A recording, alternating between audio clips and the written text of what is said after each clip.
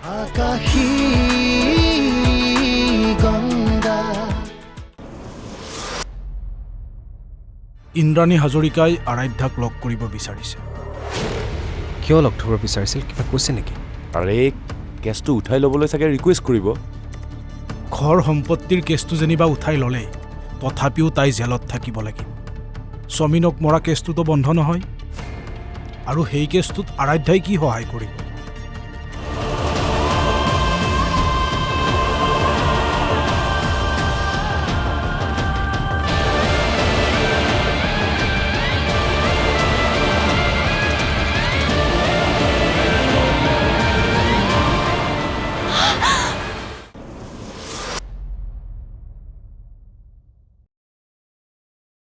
আকাশী গংগা। এইবোৰ তই কি কৈছ? হয় ছাৰ, মই ঠিক কথাই কৈছোঁ। অ' মাই গড, নৈতিক তাৰমানে বিশ্বাস বৰুৱাৰ সন্তান।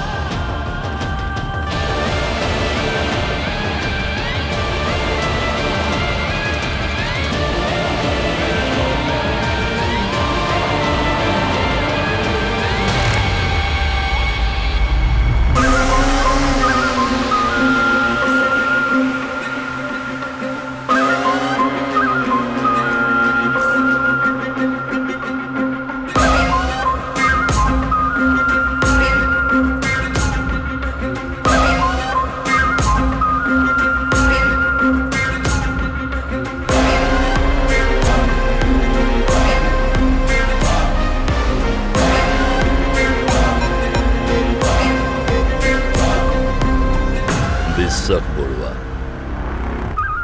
আপুনি কিয় বাৰে বাৰে ভুল কৰিব বিচাৰিছে? কিয় মোৰ বিশ্বাসত আঘাত কৰিছে? তোৰ দৰে অসুৰ এটাৰ বিশ্বাসী হোৱাতকৈ চালা মৰি যোৱাই ভাল।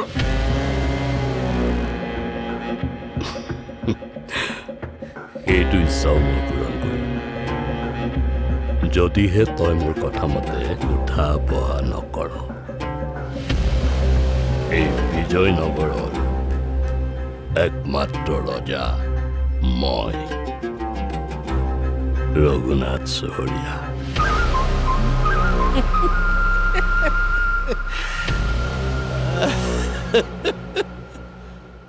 বাঘ নথকা অৰণ্যত শিয়ালেৰ ৰজা হয়, আৰু তইতো শিয়ালো নহয়, নিগনি হয়, নিগনি।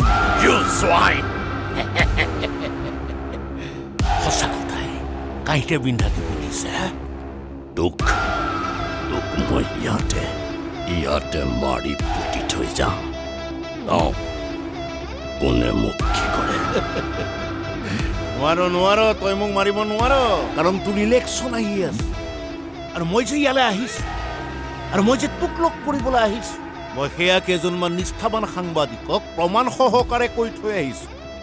তই মোক মাৰি পেলাবি আৰু তোৰ পাৱাৰৰ পাখি কটা যাব। ইয়াৰ পৰাই তোৰ পাৱাৰৰ শ্মশান যাত্ৰা আৰম্ভ হ'ব। শ্মশান যাত্ৰা। হিমাংশু, ছাৰ, নৈতিকে যাতে কোনো পধ্যে গম নাপায় বিলাল মোৰ মানুহ আছিল বুলি। ঠিক আছে ছাৰ। তই তাক প্ৰতিটো খোজতে লক্ষ্য ৰাখিবি। হ'ব ছাৰ, কিন্তু এটা কথা, কি? আপুনি সত্যক কিমান দিন লুকুৱাই ৰাখিব? সঁচাটো এদিন সূৰ্যৰ পোহৰৰ দৰে ডাৱৰ ফালি ওলাই আহিব।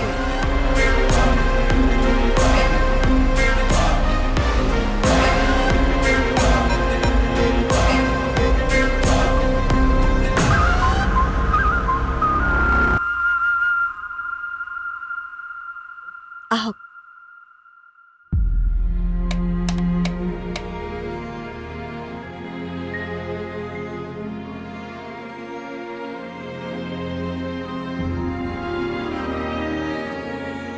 তাৰমানে এই ঘৰখনৰ বাবে ইমানবোৰ ঘটনা। হয়, এতিয়া এইখিনি মই আৰাধ্যাক জমা দি মই আঁতৰি যাব খোজো। এই ঘৰখনে মোৰ জীৱনৰ পৰা সকলোবিলাক আজৰিহে লৈ গৈছে। মোৰ সুখ, মোৰ শান্তি, মোৰ স্বামী, মোৰ মা, ভাইটি, সকলোখিনি। চাওক, হ'বলগীয়াখিনি হৈ গ'ল। সেইখিনিকে লৈ যদি আপুনি আপোনাৰ জীৱনটো এঠাইতে ৰখাই থয়, তেনেহ'লে সুখবোৰ কেতিয়াও নাপাব।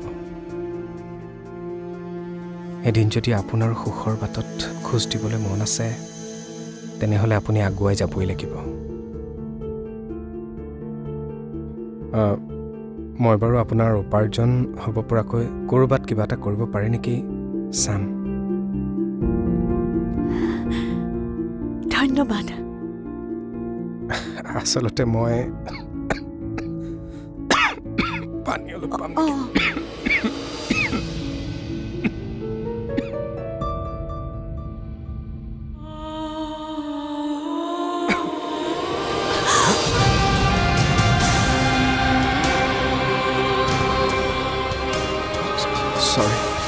Sorry.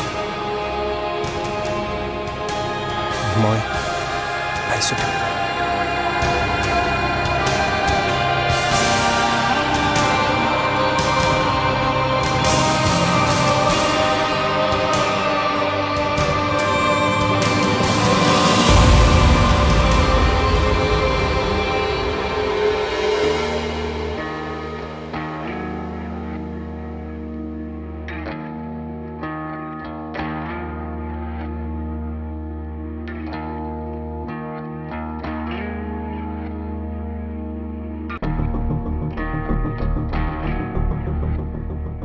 ককা, আজি আমি ভাল ৰিজাল্ট পাব লাগে।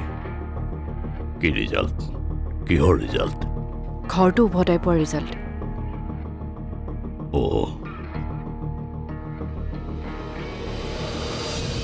কি হ'ল ককা, গা বেয়া নেকি? নাই নহয়, ঠিকেই আছে। নৈতিক ককা কোৱা। তোমাক ফিজ কিমান দিব লাগিব নকলাই যে? আপোন মানুহৰ সৈতে বিজনেছ নকৰে, কৰ্তব্যহে পালন কৰে। সৰুতেই দেউতাই শিকাই থৈ গৈছে।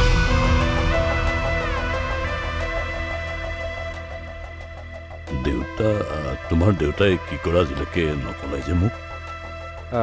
দেউতা এটা সময়ত এই বিজয়নগৰৰে চাৰ্কেল অফিচাৰ আছিল। তেখেতৰ নামটো কি আছিল? বিশ্বাস বৰুৱা।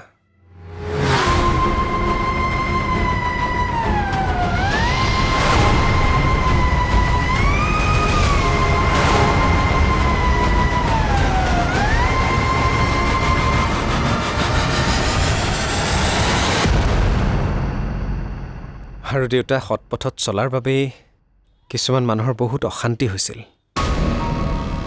মাটিৰ দালালবোৰৰতো জিনা হাৰাম হৈ গৈছিল।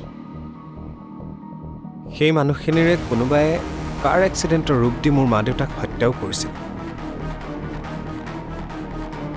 হত্যা বুলি তুমি কেনেকৈ জানিলা? দেউতাৰ এজন সহকৰ্মী আছিল কলিতা উপাধিৰে, তেখেতে ক'লে। সেইবিলাক বাদ দিওঁ, যা জহাৰ আগতে আমি গৈ পাব লাগিব। আহা।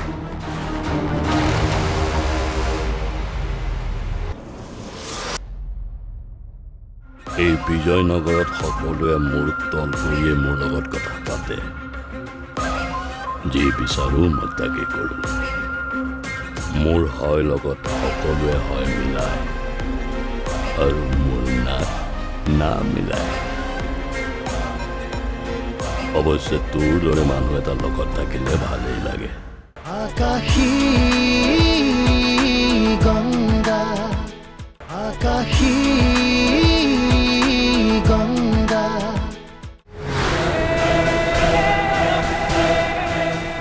কলিতা মণ্ডল।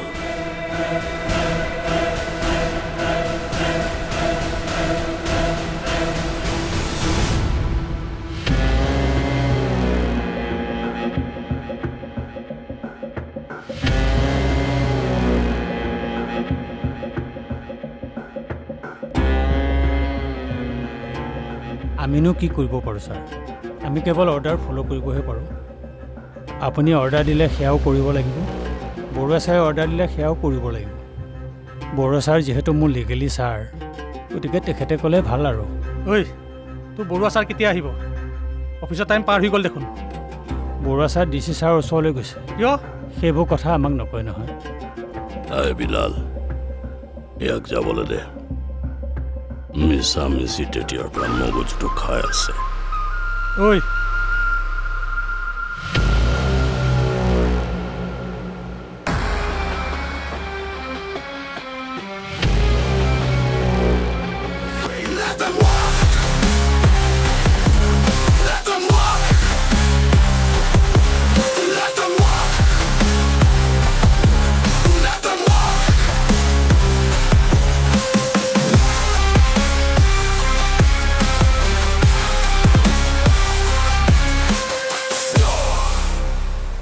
এই হট অফিচাৰ এজন আহিছে। গামোচা তামোচা যোগাৰ কৰিছনে নাই? মিষ্টাৰ বিশ্বাস বৰুৱা, তই জাননে নাজান, এতিয়া মই কেৱল ৰঘুনাথ চহৰীয়াই নহয়, এই সমষ্টিৰ বিধায়ক ৰঘুনাথ চহৰীয়া। ইচ্ছা কৰিলে মই তোক এতিয়াই ট্ৰান্সফাৰ কৰিব পাৰোঁ। নকৰোঁ। এই বিজয়নগৰত সকলোৱে মোৰ তল কৰিয়ে মোৰ লগত কথা পাতে। যি বিচাৰোঁ মই তাকে কৰোঁ। মোৰ হয় লগত সকলোৱে হয় মিলায়, আৰু মোৰ না মিলায়। অৱশ্যে তোৰ দৰে মানুহ এটা লগত থাকিলে ভালেই লাগে। টাইম পাছ কৰিবলৈ সুবিধা পাওঁ। তথাপি খেলখন একপক্ষীয় হৈ থাকিব যে, তাকে ভাবি অলপ বেয়া লাগে।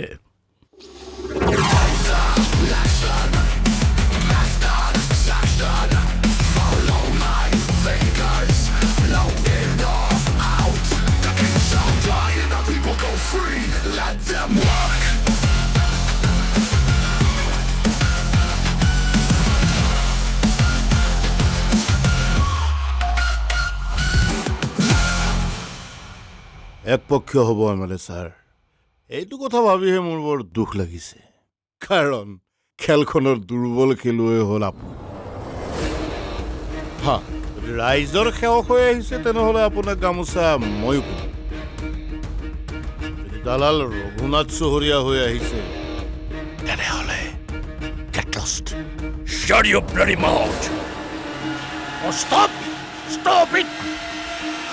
মোৰ অফিচত, মোৰ কেবিনত মোক আঙুলি টোৱাই কথা নক'ব। আঙুলি ভাঙি পেলাম।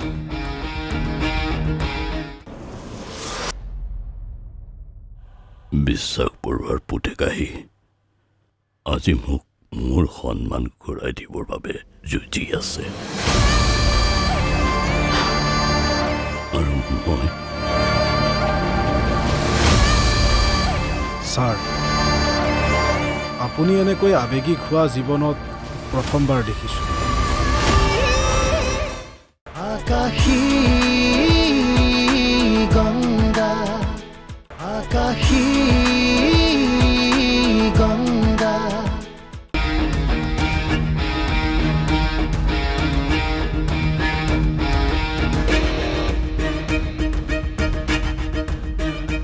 ভুল কৰিলি, বহুত ডাঙৰ ভুল কৰিলি। ভাবিছিলোঁ মই তোক ক্ষমা কৰি দিম, তোৰ নিজৰ জীৱনৰ প্ৰতি দেখিছোঁ মায়া মমতা একোৱেই নাই। ভাল লাগিব তোৰ দৰে সাহসী মানুহ এটাক ফিনিছ কৰিবলৈ। ভাল লাগিব। এই বল।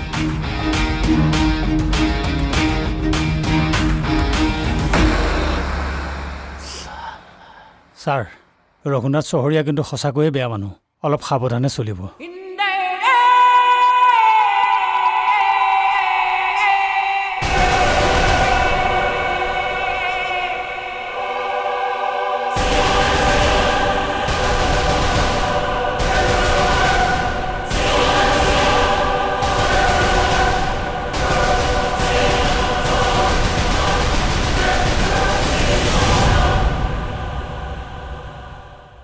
বিশ্বাস বৰুৱাৰ পুতেকাহি আজি মোক মোৰ সন্মান ঘূৰাই দিবৰ বাবে যুঁজি আছে,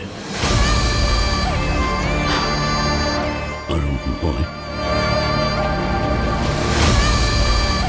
ছাৰ, আপুনি এনেকৈ আৱেগিক হোৱা জীৱনত প্ৰথমবাৰ দেখিছোঁ।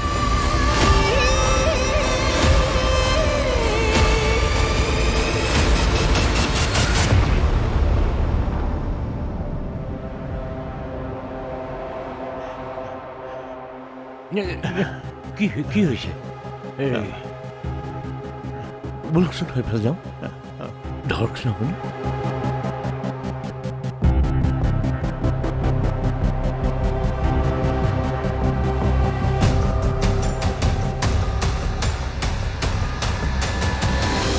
পানী অকণ খাই লওকচোন।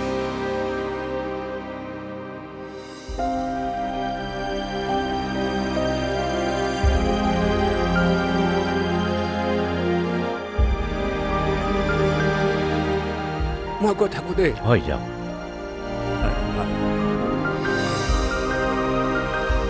আপুনি আদালতলৈ যোৱা নাই নেকি? নাই, মোৰ পত্নী আৰু সন্তানৰ কুকুৰটিবোৰ নিজে চাই আৰু শুনি নিজকে অপৰাধী যেন লগা হৈছে। মানুহৰ চকুত যি অপমানৰ চাৱনি দেখা পাওঁ, সেই চাৱনিয়ে মোক শুব নিদিয়ে। মোৰ পৰিয়ালৰ সকলো সদস্যই ধন সম্পত্তিৰ ইমান যে লোভীয়া হ'ব, সেয়া মই কেতিয়াও ভবা নাছিলোঁ। ভাবিছিলোঁ মাক আৰু ভায়েকৰ এই অৱস্থা দেখি নম্ৰতাই নিজকে শুদ্ধ পথত আনিব, কিন্তু কি তাই যে মাকৰ দৰে এতিয়াও সেইখিনি সম্পত্তিৰ লোভতেই। ৰ'বচোন ৰ'ব, নম্ৰতাই তেনেকুৱা কৰিছে জানো? তাইতো আমাৰ ঘৰলৈ গৈ ৰঘুনাথ চহৰীয়াক ঘৰৰ চাবিকোচা জমা দিব খুজিছিল।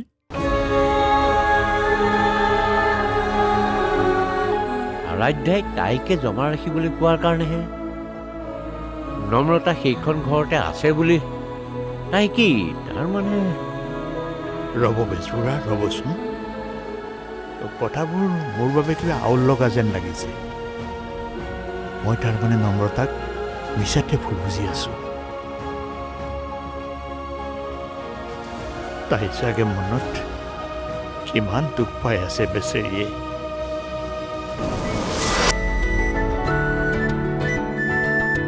তুমি কবিতা ৰাতি শব্দৰে জোনাকী, তুমি সুৰৰে ৰাগী স্বৰ্গমৰে ৰদালি, বুৱতী মন্থমকে তোমাৰ মাতে শুনি হাসি থোৱা মোৰ ভাল পোৱা কাশী গংগা, তোমাতে মই বিলীন। আকাশী গংগা, আকাশী